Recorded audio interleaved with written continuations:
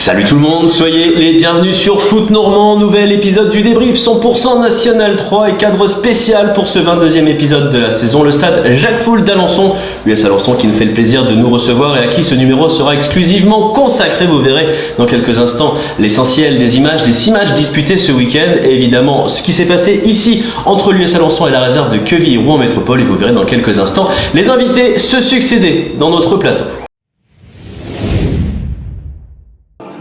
Match phare de notre émission, le choc Alençon-QRM mettait aux prises deux formations de la première partie de tableau, néanmoins tenues de prendre encore quelques points afin d'assurer définitivement leur maintien. Cet affrontement était aussi l'occasion d'assister au duel à distance entre le deuxième et le troisième meilleur buteur du championnat. D'un côté l'Alençonnais Hakim El Hamdaoui, de l'autre le Quevillé Isaac Tchipamba. À l'occasion d'un premier acte globalement fermé, c'est d'ailleurs Tchipamba qui aura fait trembler en premier le stade Jacques Foult sur ce coup franc vicieux, finalement hors cadre. Au ballon, quelques minutes plus tard, Hakim El Hamdaoui n'aura guère connu de réussite non plus en trouvant un partenaire dans la surface, mais en voyant ce dernier manquer sa reprise de la tête. Pour voir le score évoluer, il ne faut toutefois attendre qu'une poignée de secondes en deuxième période. Sur ce contact avec Karim El Hamdaoui, Mamadou Kaloga obtient un penalty. À l'heure de se présenter devant Romain Enquincan, Isaac Tchipamba ne tremble pas. Son 16e but en championnat permet à la réserve quevillaise de prendre assez logiquement les devants dans l'ordre. Pour QRM du numéro 7, Isaac Tchipamba. Privé notamment d'Amaury Tessier et de Jocelyn Sancho, Alençon piétine quelque peu et ne parvient que très rarement à venir inquiéter Rudy Boulet, le portier des visiteurs. C'est d'ailleurs bientôt le gardien local Romain Enquincan qui s'illustre à la 68e minute en faisant barrage à ce fantastique rush de Wissam Bouadic. L'ancien gardien de QRM, justement, ne peut en revanche rien à quelques minutes de la fin lorsque Mamadou Kaloga expédie subtilement son tir au fond des cages alençonnaises, malgré l'angle fermé. Une superbe réalisation qui permet à QRM de mener 2-0 et de clore la marque. Avec ce succès, le maintien est désormais tout proche pour les Cénomarins. Cet Alençon QRM, on commence d'ailleurs à le débriefer dans un court instant, juste après le résumé de Gonfreville-Vire. Et avant de recevoir nos premiers invités ici au stade Jacques Foult, honneur au champion, le champion donc du National 2, vous l'avez vécu la semaine dernière, l'AF Virois qui se déplaçait chez une équipe qui lutte pour son maintien. Que s'est-il passé entre les Calvadosiens et les Cénomarins? On voit tout de suite ça en images. Une haie d'honneur pour le nouveau champion du National 3 Virois à Gonfreville. Le futur promu Boquin a d'abord été accueilli avec honneur et sportivité avant de se rendre brutalement compte que son adversaire du soir est pour sa part très loin d'en avoir terminé avec le championnat. 10e minute, à la reprise d'un corner, Loris Goubel initie le show gonfrevillais du premier acte en poussant le ballon au fond des cages. Le geste est peu académique mais qu'importe, les relégables ouvrent la marque contre le premier du championnat. Vire est totalement décontenancé par l'intensité adverse et encaisse un second but dans la minute qui suit. Sur ce tir, Ibrahima Samoura suit parfaitement de la tête et s'en vient tromper Louis Deschâteaux de près pour le 2-0. À la 32e minute, la soirée s'illumine davantage pour les promus. Oublié côté droit, le supersonique Loris Ndong sera insaisissable et s'en va marquer le 3e but des siens au bout de l'effort. On ne reconnaît nullement l'AFV au stade Maurice Baquet. Le score empire pour les champions à la 41e minute suite à ce pénalty obtenu par Gonfreville. Face à Deschâteaux, Yanis Zegoudi ne manque pas l'occasion de conjuguer le premier acte de son équipe au plus que parfait pour le plus grand plaisir de son coach, Rachid Hamzaoui. On a fait une très bonne première mi-temps. Très bonne première mi-temps. On savait que Quevilly a été champion inconsciemment parce que voilà, on avait pu entendre que voilà qu'ils allaient jouer les matchs à fond. Donc ils sont venus avec leur équipe, je vais pas dire type parce que leur attaquant s'est blessé, Dalois. Mais voilà, on a commencé la première mi-temps en tambour battant et puis je pense que voilà, on les a mis en grosse difficulté sur la première mi-temps. On a scoré à 4 reprises et ça nous a permis d'avoir la deuxième mi-temps avec plus de sérénité. Dans une forme de gestion, Gonfreville ne marque pas en deuxième période, mais voit la recrue hivernale viroise Alban Bekombo marquer son premier but de la saison en N3 à la 80e minute. Alors que Vire a été piégé par la décompression, le SMGO, toujours dans le rouge, glane 3 points cruciaux en vue de son maintien en fin de saison. On est content, on est satisfait. Après la route est longue parce qu'il nous reste encore pas mal de matchs en jeu de maintien, mais c'était important aujourd'hui de prendre les 3 points. Un non-match total en première mi-temps, les gars ils étaient restés à la fête mais pas au terrain et du coup ça a été vraiment catastrophique. Voilà, je suis très déçu parce qu'on peut perdre mais il y a une façon de perdre. Bon, après Gonfreville pas volé sa victoire loin de là, mais on a vraiment pas joué à notre niveau, donc ça a été catastrophique en première mi-temps, ça fait vraiment pas plaisir de voir son équipe comme ça. Surprise donc ou non, la victoire de Gonfreville 4-1, les Gonfrevillais qui menaient 4-0 face au champion, futur champion qui a déjà donc validé sa montée en National 2. On rejoint sur ce plateau ici au stade Jacques Foult les vainqueurs du soir, l'entraîneur de la réserve de Quevilly-Rouen Métropole, William Louiron. Bonsoir William. Bonsoir. Son capitaine Hugo Osé. Hugo, bonsoir. Bon, William, on va commencer avec toi. Bon, elle fait du bien celle-ci. Est-ce que ça valide ou non le maintien? Certainement pas mathématiquement, mais vous vous en rapprochez quand même. Non, pas encore. Voilà. Après, c'est une belle victoire. On est content à l'extérieur. C'est jamais simple de venir ici gagner. Donc, non, on est très satisfait. Voilà, on est sur plutôt une bonne série, on va dire, malgré la défaite qu'on a eue contre Saint-Lô. Il y a quelques matchs, donc voilà, donc on continue notre petit chemin. Maintenant, je pense que vous me connaissez, tant que mathématiquement c'est pas fait, on va rester concentré jusqu'au bout. Donc voilà, il reste 4 matchs, donc on est concentré. Hugo, j'imagine que ça fait du bien de venir gagner ici à Alençon. Alors Alençon a perdu un peu de vitesse et un peu de rythme ces dernières semaines, mais c'est une équipe qui est restée invaincue depuis 6 mois. Pendant 6 mois, c'est pas rien, j'imagine. Franchement, ça fait plaisir parce que c'est une équipe qui a toujours été difficile à jouer, que ce soit chez nous ou chez eux. Donc franchement, c'est jamais facile. Je trouve qu'aujourd'hui, on a mis la manière en plus. Donc on a essayé de jouer, je trouve qu'on a fait des belles séquences. Non, franchement, concernant l'équipe, l'état d'esprit, le jeu qu'on a mis en place, franchement, moi je suis très fier de mon équipe, le coach aussi, je pense. Et voilà, après, comme il a dit, le maintien n'est pas encore assuré, puisque mathématiquement, tout le monde peut gagner tout le monde dans ce championnat. Donc, voilà, il va falloir continuer à engranger des points et surtout pas lâcher et continuer sur ce rythme-là. Justement, la réserve de Quevilly-Rouen devait gérer cette saison forcément un statut un petit peu spécial. L'équipe essaie de s'installer, l'équipe première essaie de s'installer en Ligue 2. Il y a le projet de centre de formation. Alors je sais pas qui va se lancer là-dessus, mais le projet de base, c'était le maintien là, en National 3, c'était rien d'autre. William? C'est que le maintien. Ouais. Voilà, on le sait très bien et on le voit aussi dans d'autres catégories où c'est assez compliqué les équipes réserves de se maintenir. Forcément, voilà, on a des jeunes, des très jeunes, ils sont là pour apprendre, mais c'est le principe d'une équipe réserve. Donc oui, je l'ai annoncé, ma première causerie de la saison, ça a été celle-ci, en sachant qu'on a un groupe de 14 équipes, il y a 5 descentes. C'est quand même un truc incroyable. Donc voilà, un tiers des équipes vont descendre. Donc ma première causerie de la saison, ça a été ça, voilà, pour mobiliser tout le monde, parce que c'est pas anodin, c'est une saison un peu à part. Donc voilà, on est focus sur ça. Voilà, on est dans ce qu'on sait faire, on est dans les clous. Maintenant, on l'a évoqué, il reste encore des points à prendre pour être tranquille. Fallait résister à l'écrémage, c'est un petit peu ça avec la réforme des championnats. Comment tu as trouvé justement cette jeune équipe, toi en tant que capitaine, et puis on va vous laisser d'ores et déjà repartir après. Comment tu as trouvé cette jeune équipe tout au long de la saison? Il y a du répondant parce que effectivement il y a eu ce match à Saint-Lô, vous meniez, vous êtes renversé, et il y a des réactions aussi, toi j'ai l'impression depuis le début de la saison. En fait moi je trouve que, je rejoins le coach parce que dans tous les cas le discours qu'on a eu au début de saison c'était le maintien, comme je pense beaucoup d'équipes en vrai, parce qu'avec 5 descentes, il n'y en a pas beaucoup qui peuvent s'avancer en disant on va jouer la montée par une ou deux. Mais après moi personnellement, que ce soit avec mes coéquipiers, avec le staff, je trouve qu'on a un effectif, on est jeune, mais je trouve qu'on fait vraiment preuve de maturité en fait. Parce que je pense que là ça fait peut-être déjà on a gardé nos statures comparé à l'année dernière. Et surtout je pense qu'il y a une maturité malgré la jeunesse en fait, je trouve. Même si en gros c'est dur par moment, par séquence, en gros on peut avoir des moments où on va voir qu'on est une équipe jeune, mais franchement je trouve qu'en gros c'est plutôt pas mal ce qu'on fait. Que ce soit sur le terrain, même dans l'état d'esprit, même en dehors, même à l'entraînement toute la semaine. Franchement, ouais, c'est plaisant. C'est une équipe plaisante à être capitaine, on va dire. Et voilà. D'accord, très bien. Écoute, merci pour ces réactions. Félicitations pour cette victoire ce soir. On verra en toute fin d'émission les conséquences sur le classement, ce qu'on peut déjà vous dire avant de voir la suite des résumés, notamment celui à suivre qui vous concerne quand même de moins près après cette victoire, le match entre Div Cabourg et l'US Alençon. Ce qu'on peut dire, c'est que quoi qu'il arrive, l'opération est très bonne ce soir pour la réserve de Quevilly-Rouen Métropole. Merci messieurs, c'est un plaisir de vous avoir dans l'émission. Merci à vous, merci beaucoup. Merci.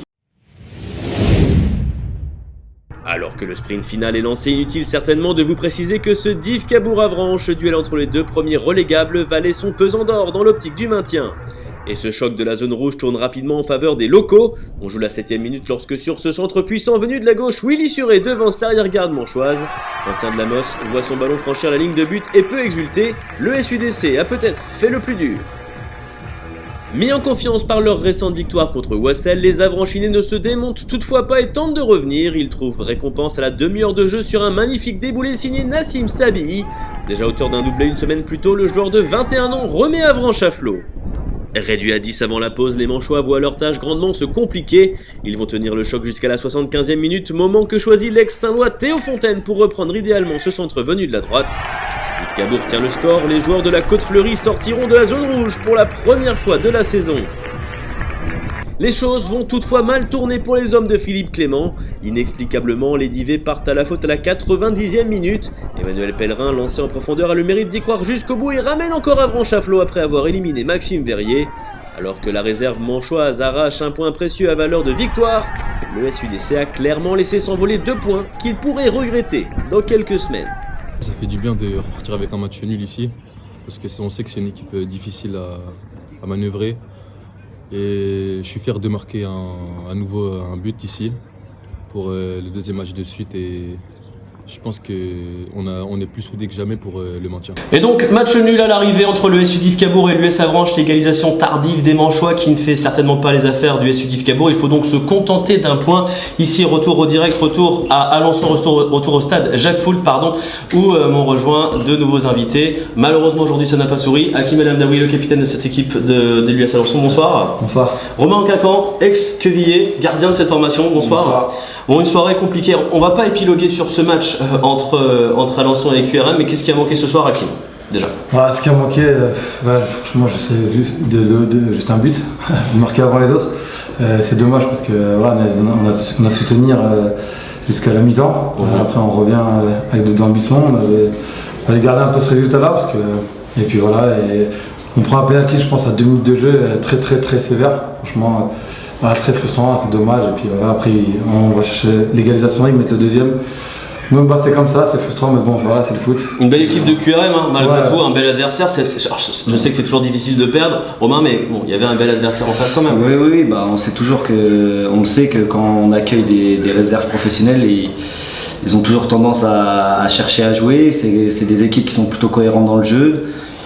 Après, je trouve qu'on était plutôt bien en place. Peut-être qu'en première mi-temps, avec un peu plus de justesse technique, on aurait pu leur faire un peu plus mal. Après, on a concédé ce but qui mentalement, je pense, nous fait très mal. Après, maintenant, c'est comme ça, c'est le foot. Il va falloir retravailler pour aller chercher des points parce que le maintien n'est pas acquis encore. Il va vous rester 5 matchs, si je ne me trompe pas, parce qu'il y a un déplacement en retard à Yves Cabourg et Dieppe. Exactement, vous allez être occupé tous les week-ends jusqu'à la fin de la saison. Donc, sacré programme. De manière générale, on va pas rester, on va positiver un petit peu sur la saison de l'US Alençon. On l'a vécu dans le débrief pendant de nombreuses semaines. Je pense que l'une des satisfactions, je vais te lancer Hakim là-dessus, c'est cette série d'invincibilité quand même qui a été assez stupéfiante. Alors il y a Vire tout en haut qui a déjà validé sa montée, mais tenir 6 mois, c'est ça, 6 mois, ouais, c'est ça. 6 mois sans perdre dans le championnat, c'est pas mal. Ouais, franchement, on a fait une grosse série. On a fait les 2 premières défaites à l'AG Caen et à Cherbourg.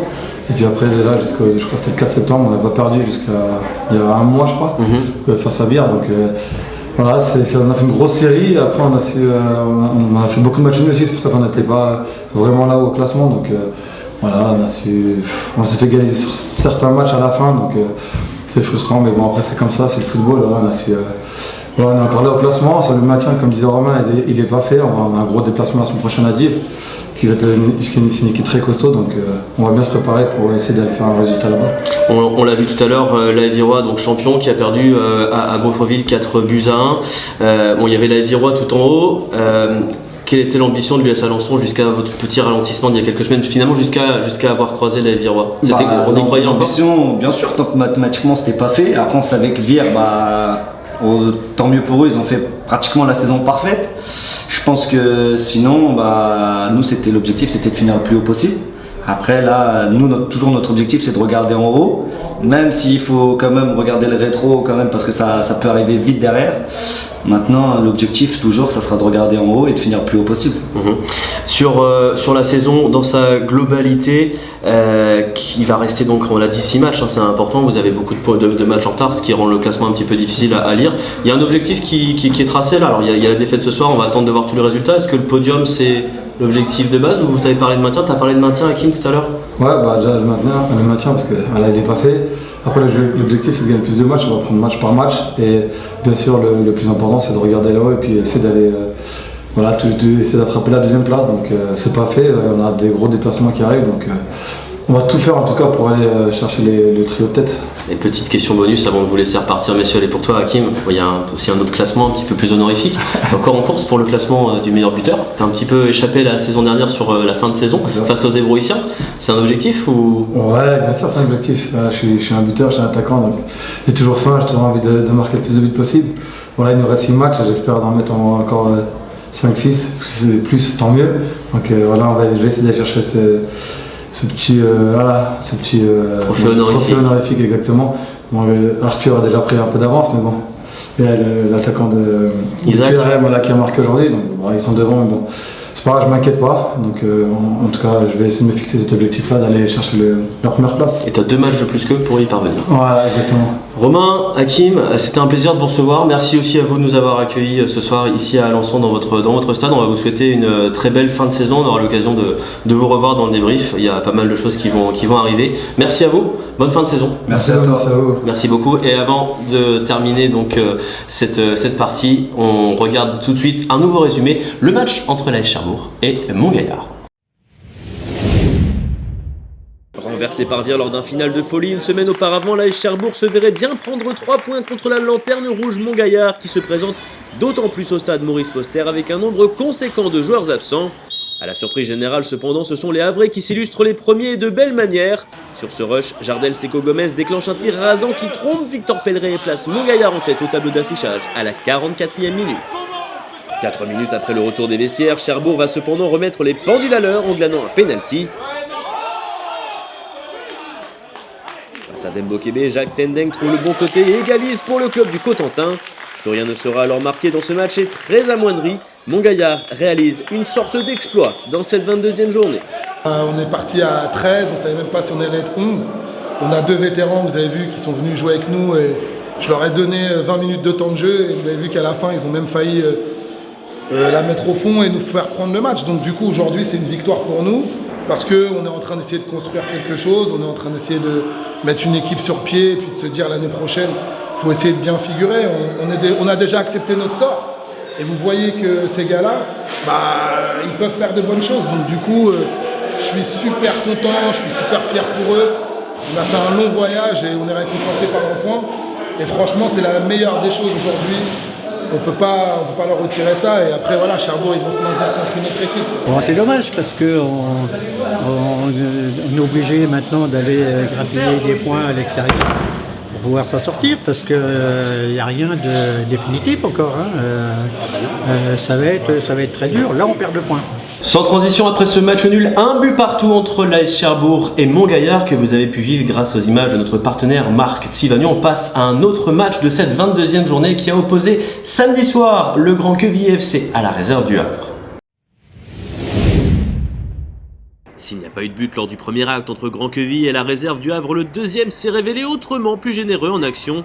Suite à une perte de balle havraise, ce sont d'abord les tangos qui marquent. Bien trouvé dans la surface, Godfried Kitenge marque de nouveau en championnat et place l'avant-dernier du classement en tête. Secoué par un relégable brésilien, les jeunes joueurs de Jair Karam tardent à réagir mais finissent par égaliser à la 79e minute lorsque Kenny Mixture reprend cette offrande et marque son 10e but de la saison. 4 minutes plus tard, le ciel tombe sur la tête des Grands Quevilly lorsque Damien Banzoulou, trouvé dans la surface, expédie son tir au fond défilé des locaux, surpris coup sur coup par les accélérations havraises. Tout proche du maintien, les Hackmen inscrivent un dernier but sur pénalty et s'imposent 3-1 chez une équipe qui retrouvera bientôt officiellement le Régional 1. Superbe victoire donc de la réserve du Havre qui confirme son succès contre Saint-Lô en déplacement du côté du Grand Quevilly FC. On va conclure dans quelques instants cette émission spéciale ici tournée à l'US Alençon avec de nouveaux invités. Le président Nicolas Bansard, bonsoir. Bonsoir. Vincent Legnaud, l'entraîneur, manager général du club. Bonsoir. Bonsoir. Bon messieurs, on va pas aborder la rencontre, on l'a déjà fait avec Hakim et Romain. On va parler de l'US Alençon, c'est une spéciale US Alençon. Honneur au président pour commencer.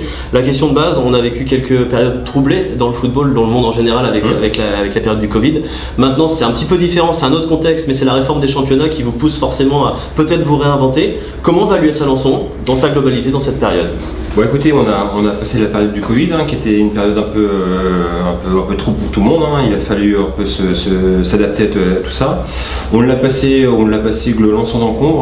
En termes de licenciés, on a conservé le nombre de licenciés qu'on avait à peu près en 2019. Donc on est aux alentours des 520-530 licenciés. Donc à ce niveau-là, ça se porte bien. L'équipe première est en N3, l'équipe réserve en R1. On a beaucoup d'équipes jeunes qui sont aussi en R1. Donc on a un club qui se porte bien au niveau de la formation, de la préformation. Mais on sait aussi qu'on est dans une période un peu post-Covid, on va dire comme ça, avec des mentalités qui changent, avec des gens qui peuvent en fait vite zapper le football pour aller sur notre sport. Donc il faut vraiment, et ça on l'a à peu près dans tous les clubs, mais il faut qu'on soit très très vigilant là-dessus. Donc on essaye en tous les cas, nous de notre côté, de fidéliser nos joueurs. Au niveau des petits, au niveau de la formation, préformation, et puis au niveau de l'équipe première, on a toujours cette ambition d'aller le plus haut possible. Alors après, tu me posais la question sur la réforme des championnats. Oui, on viendra avec Vincent aussi, ouais. On parle un petit peu avec Vincent. C'est quelque chose qu'on a en tête. On le voit depuis 2 ans. Donc on savait que la première saison c'était celle-ci avec 5 décembre. Donc on n'a pas fini. Il nous faudra encore cravacher jusqu'à la fin du championnat. Mais évidemment, on a l'espoir à minima de se maintenir. On avait l'ambition de finir dans les 4-5 premiers. J'espère qu'on maintiendra cet objectif-là. Là, justement, sportivement, je te pose la question. Est-ce que tu considères que finalement l'actuel niveau N2, en tout cas le niveau N2 qu'on a eu depuis quelques années, va finalement se retrouver décalé en N3? Est-ce que le N3 va être le futur N2 et le R1 le futur N3? Ou est-ce que tu imagines quand même qu'il faut garder des ambitions et vouloir continuer à aller chercher ces places bien que plus limitées en National 2? Je pense que d'une part, on va revenir sûrement à ce qu'on a connu il y a quelques années avec le CFA2. Je pense qu'en fait, on va rétablir une vérité sportive qu'on avait à l'époque. L'ambition qu'on a et que j'ai toujours eu avec Nicolas, c'est d'installer le club à l'époque en CFA2 quand je suis arrivé au club. Aujourd'hui, on a travaillé pour ça, on a avancé. On a aussi, c'est la force de notre président et c'est la force du club, on travaille pour l'ensemble du club et pas pour une équipe. Et en fait, on essaie de faire avancer notre club et il faut qu'on installe ce club-là dans les nouveaux championnats qui vont être, à mon sens, une autre étape de niveau. Et il est clair que nous, on a 2 ans encore pour installer l'équipe. Il faut qu'on finisse cette première année, qui n'est pas finie pour nous, donc il faut qu'on la finisse. Et ensuite, on aura un nouveau niveau qui sera pour moi un niveau intermédiaire. Un niveau intermédiaire, mais qui sera plus fort que ce niveau qu'on connaît aujourd'hui. Et le National 2, effectivement, sera un niveau qui va se rapprocher d'un très bon niveau CFA qu'on a connu par le passé. Et l'US Alençon aura sûrement des ambitions d'y aller un jour ou l'autre, mais il ne faut pas gravir les étapes. Ça doit être un petit peu compliqué, alors je ne sais pas qui va se lancer là-dessus, aussi d'y voir clair, on ne sait pas encore exactement, et c'est des questions qu'on va aborder sur Foot Normand dans quelques semaines, comment sera découpé ce National 3. Comme tu l'as si bien dit, on va revenir effectivement peut-être à ce qu'était à l'essence du CFA2, c'est-à-dire un championnat qui ne va pas être régionalisé. On ne sait pas à quoi s'attendre finalement sportivement, quels seront les adversaires l'année prochaine, qui vous allez accueillir, quels seront les déplacements? Alors déjà, comme l'a dit Vincent, on va d'abord essayer de se maintenir. On va tout faire pour déjà prendre les choses les unes après les autres, se maintenir, mais l'année prochaine, oui, on sera sur l'interrégion. Alors après, ça va être soit la Bretagne, soit les Pays de Loire, soit le Nord, soit Paris, on va dire ça comme ça. Donc il y a encore beaucoup de possibilités. Par contre, moi je trouve ça intéressant parce que ça va nous permettre de rencontrer d'autres clubs qu'on a l'habitude maintenant de rencontrer depuis 5-6 ans. Donc les joueurs, les dirigeants, les spectateurs ont aussi envie de rencontrer aussi d'autres équipes et visiter d'autres régions. Donc à ce niveau-là, moi je suis assez curieux de voir. Alors j'espère qu'on sera plutôt reversé si la National 3 plutôt côté ouest, Plutôt côté ouest. Ouais, plutôt côté ouest, côté parisien, parce que ça sent le foot, parce que le ressenti qu'on a quand on se déplace dans ces clubs-là, moi que j'ai connu en CFA2, n'est pas le même que quand on va en région parisienne, même si je respecte complètement les clubs de la région parisienne, mais moi, en tous les cas, si c'est juste mon envie, c'est plutôt d'aller dans la région ouest des Pays-de-Loire ou de la Bretagne. Alors, on va pas vous souhaiter une dégringolade ou une quelconque catastrophe d'ici à la fin de la saison, donc je vais rester quand même dans l'optique de retrouver l'US Alençon la saison prochaine en National 3. Vincent, sportivement, si effectivement ce niveau N3 augmente, forcément devient un petit peu un niveau N2 bis. Comment tu vois la suite sportivement? Est-ce qu'il faut renforcer l'équipe forcément? Si on le fait, alors c'est comment? Est-ce qu'on fait appel à des joueurs peut-être de la réserve, ce que tu as fait ce soir d'ailleurs contre QRM? Est-ce qu'il faut peut-être aller chercher davantage de joueurs? Est-ce que ça change finalement l'intersaison qui s'annonce? Je pense qu'en fait, si on parle de ce soir, on l'a vu, je pense qu'il y a deux principes qu'on aura avec Nicolas en perspective dans les prochaines semaines. On va d'abord renforcer ce qu'on doit renforcer au niveau comptable, j'espère, avec cette équipe. Mais en fait, je pense qu'il faut amener de nouvelles têtes et de nouveaux joueurs tous les ans, avec des joueurs qui nous amènent un réel plus à l'équipe, ça c'est clair. Et donc on a besoin toujours de fraîcheur sportive. Mais il faut aussi que notre club travaille, et on travaille, mais il travaille encore mieux pour venir sortir, parce que c'était un peu notre emblématique, c'était de dire on joue avec des joueurs du club. Et fort est de constater qu'actuellement, il faut qu'on travaille un peu plus, parce que si les joueurs du club veulent venir apporter un réel plus comme on le connaît dans cette équipe, il faut monter aussi en niveau. C'est ce qu'on essaie de faire dans une culture footballistique, comme l'a dit mon président tout à l'heure, qui a changé, et dans une passion qui a changé. Et il faut qu'on élève à la fois les hommes et qu'on élève les joueurs. Donc oui, on sera toujours ambitieux pour amener des nouveaux joueurs dans notre projet et pouvant nous apporter tant sur les hommes que sur les joueurs du talent. Donc il faut à la fois des hommes intelligents et des hommes qui amènent du talent à notre équipe. Et on doit aussi au niveau du club travailler en profondeur, parce qu'une équipe c'est amateur comme on peut l'être. C'est un club, un centre de formation travaille beaucoup pour les clubs pro, essaie de sortir des joueurs. Nous aussi, on doit, dans notre club, essayer de travailler sur un football de masse, un football de profondeur. On a un département qui travaille bien. Il faut qu'on regarde ce qui se passe dans le département. Il faut qu'on amène des joueurs pour petit à petit voir plus de joueurs sur la pelouse issue du club pour amener un plus à cette équipe. Très bien, écoutez, on va en rester là pour ce spécial US Alençon. On espère évidemment vous retrouver dès la saison prochaine en National 3, parce que de toute façon, on l'a vu dans les différentes séquences du débrief, la place de National 2 est déjà prise par Vire pour la saison prochaine. Merci de nous avoir accueillis dans votre enceinte ce soir. Merci à vous. Même si on vous a pas porté chance malheureusement. Non, mais c'est pas grave, c'est avec plaisir qu'on vous accueille, et puis avec plaisir qu'on vous réaccueillera la prochaine fois. Donc merci pour ce que vous faites aussi. Parfait, j'en profite aussi pour remercier Emmanuel Moget qui est juste derrière la caméra, qui nous a aidé à organiser, qui nous aide au fil des semaines et au fil des émissions à récupérer des images et des réactions chaque semaine, donc c'est précieux pour nous. Et avant d'entamer la dernière séquence et une annonce importante à vous faire, on regarde tout de suite le résumé du dernier match, pas le moins intéressant, le derby entre le CMS Wassel et le FC Dieppe. Outre le choc Alençon QRM, le duel entre Wassel et Dieppe était l'autre rencontre de la 22e journée, mettant aux prises deux équipes du haut de tableau. Les Harans avaient d'ailleurs l'occasion de dépasser leur adversaire du soir au classement en cas de succès. Les visiteurs sont d'ailleurs les premiers à se montrer dangereux, notamment sur ce coup franc cadré d'Emmanuel Latron. Quelques instants plus tard, cependant, le pied gauche du meilleur espoir du dernier championnat trouve preneur sur corner. Pour la petite histoire, c'est Emrys Gomis, transfuge de Wassel, qui s'en vient débloquer la marque contre son ancien club à la 19e minute. Le CMSO a le mérite de réagir suite à ce premier but diepois. Jason Gibon inquiète d'abord son ancien partenaire Issa Koulibaly sur cet enroulé du droit. À la 30e minute, Matteo Mendy voit le ballon lui revenir dans la surface. L'ex-Flérien ne laisse alors aucune chance à son vis-à-vis et égalise avec panache. Lors du deuxième acte, les hommes de Romain Djoubri chassent le deuxième but, mais parfaitement lancé par Matteo Mendy. Steve Mendy voit d'abord sa tentative échouer sur le poteau de Koulibaly. Sur coup franc ensuite, Jérémy Prieur fait passer un frisson mais ne parvient pas à marquer.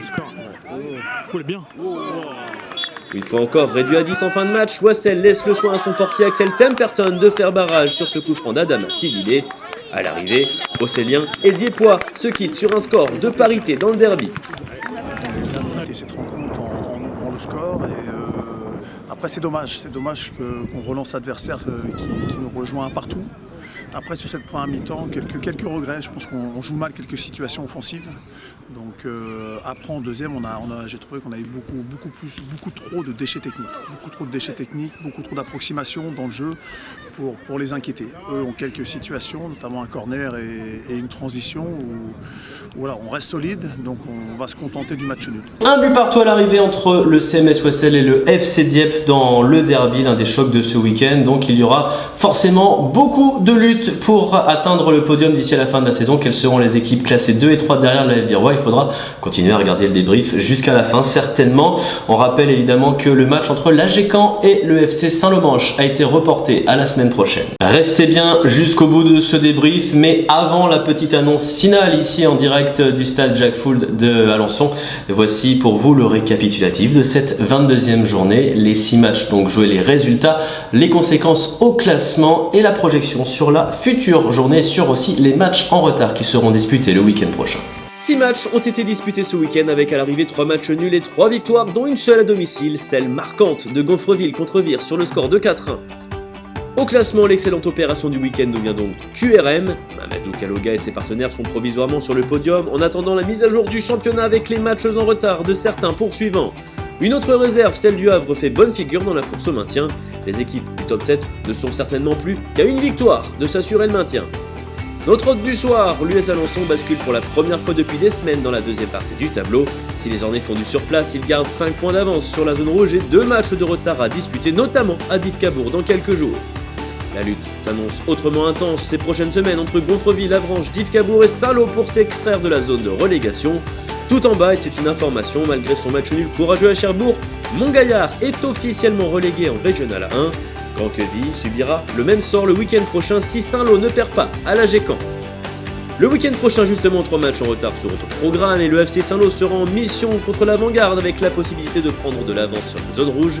Le SM Gonfreville tentera pour sa part de réitérer sa belle performance contre Vire, cette fois-ci devant Oissel. Enfin, comme on le disait, l'US Alençon cherchera à s'imposer à Dives-Cabourg pour se rapprocher très nettement du maintien.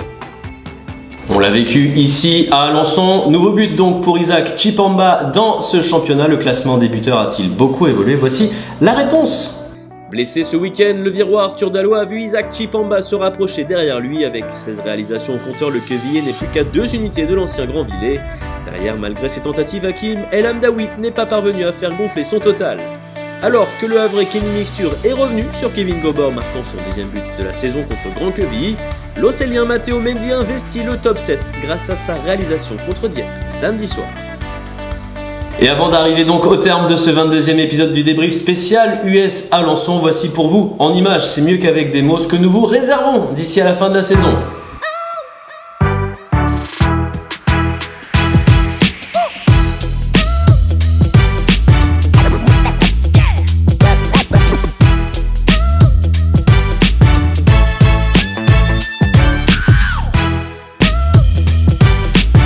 Oui, comme la saison dernière, les trophées du National 3 seront de retour sur Foot Normand. Nous remettrons diverses récompenses. Nous pouvons d'ores et déjà vous donner rendez-vous lors du dernier débrief, le 26e, qui sera d'ailleurs tourné lors de la dernière journée au stade du FC Dieppe, le stade Jean Dasnias, à l'occasion du duel entre le FC Dieppe et l'AF Virois, qui succédera notamment au titre de meilleur joueur du championnat après Ikawar Mendes, l'hébroïcien. Eh bien, vous le découvrirez. On vous donnera toutes sortes d'informations au cours des prochains épisodes du débrief. Restez évidemment connectés. Il me reste à vous remercier aussi l'US Alençon pour son accueil du soir. Remerciements tout distingués à Emmanuel Moget pour l'organisation de ce débrief sans qui rien n'aurait pu être fait. Remerciements à QRM qui a forcément accepté l'invitation ce soir. On se retrouve pour notre part la semaine prochaine pour un mini débrief sur Foot Normand. D'ici là, prenez soin de vous.